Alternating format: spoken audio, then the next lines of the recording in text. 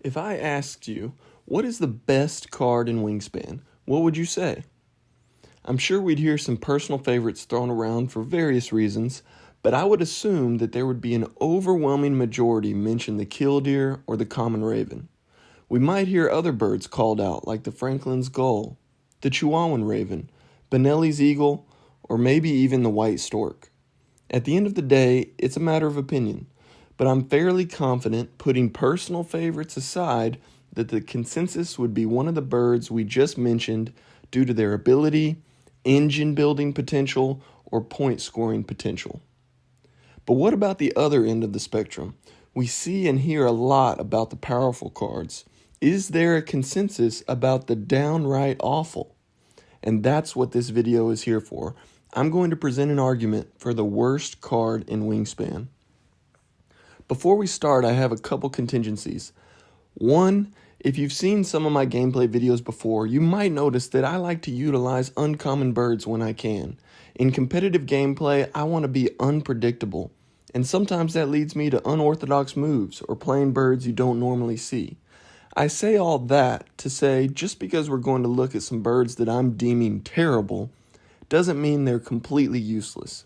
I'm a believer that all cards designed so far have some use to them, no matter how situational or far-fetched those specific game conditions could be. That's my first contingency. The second contingency, while we search for the worst bird in all of Wingspan, keep in mind that this is as of July 2023 with the current deck total of 446 cards. That's North America, Europe, Oceania, and Asia birds all together.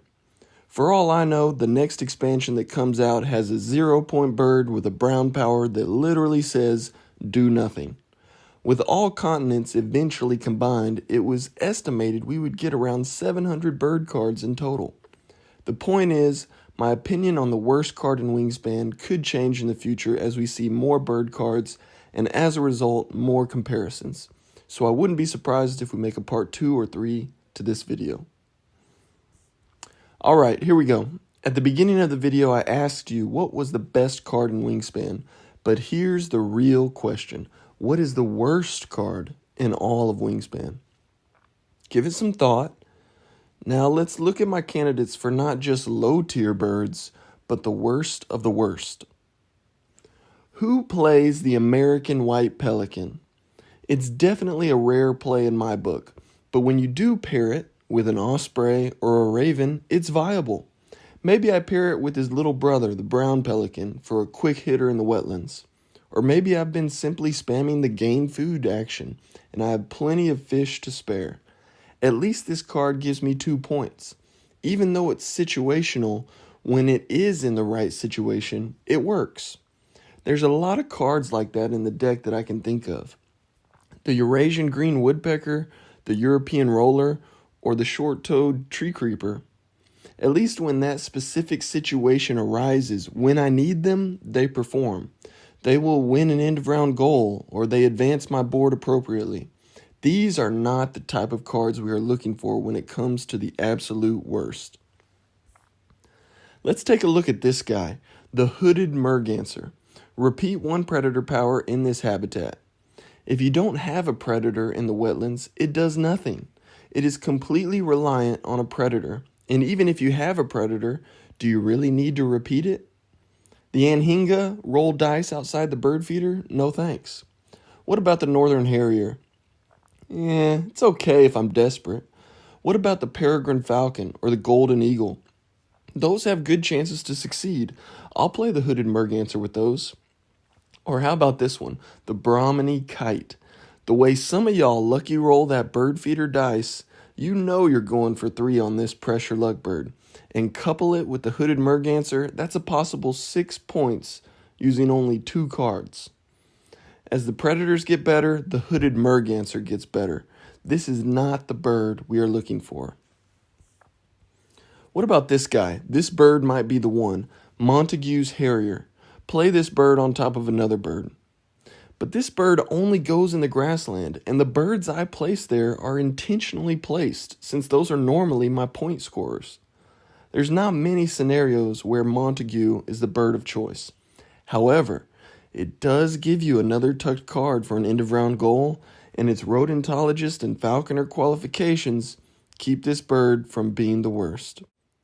The fire-fronted Saren from the Asia deck, a teal power. Lay one egg on this bird for each bird to the left in this row.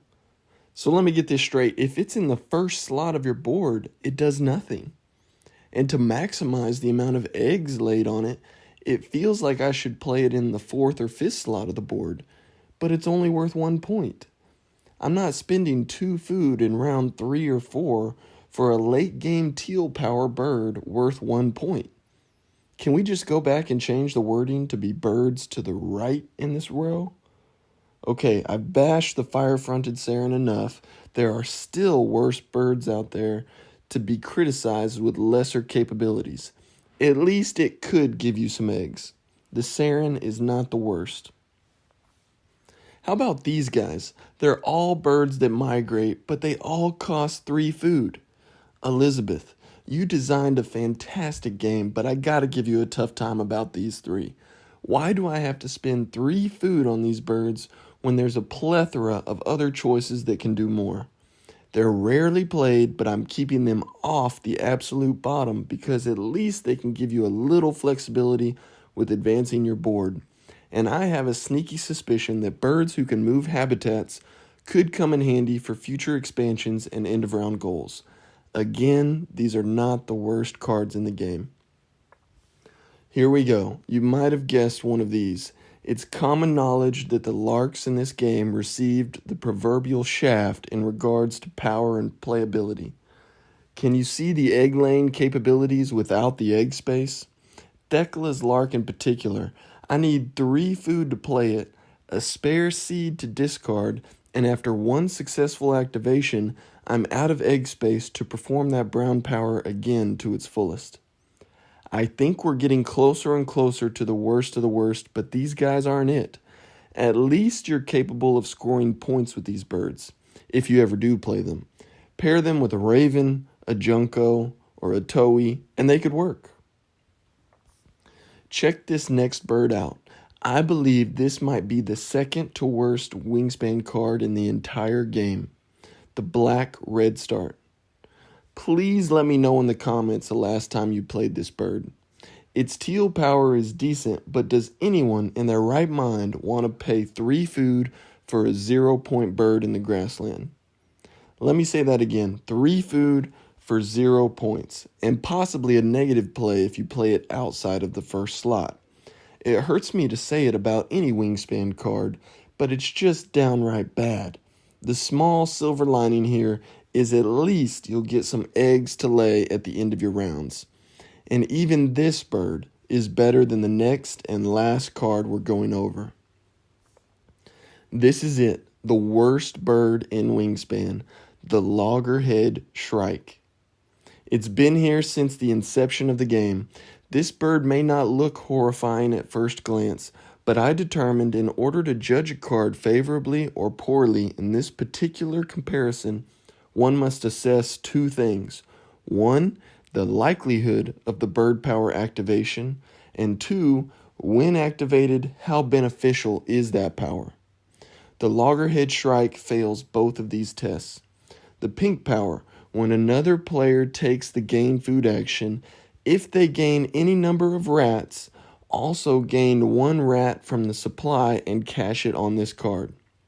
The first test, likelihood of activation.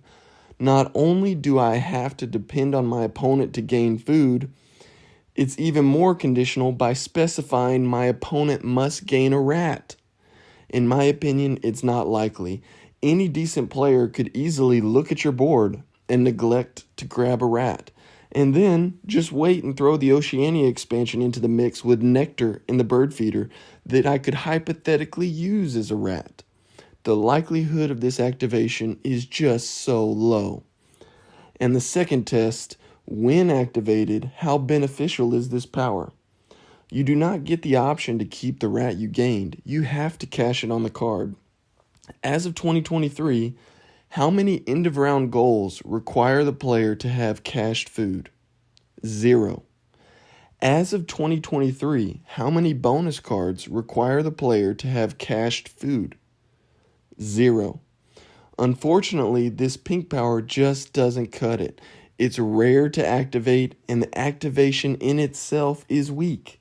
It leads me to believe that any other card in the game would be better than this one.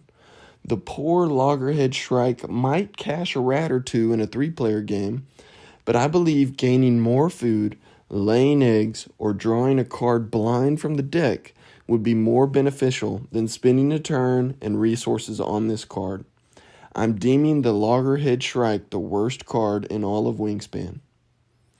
Let me know in the comments what you think about this video. Can you see why I came to this conclusion? Thank you for watching, and see you next time on Master Wing.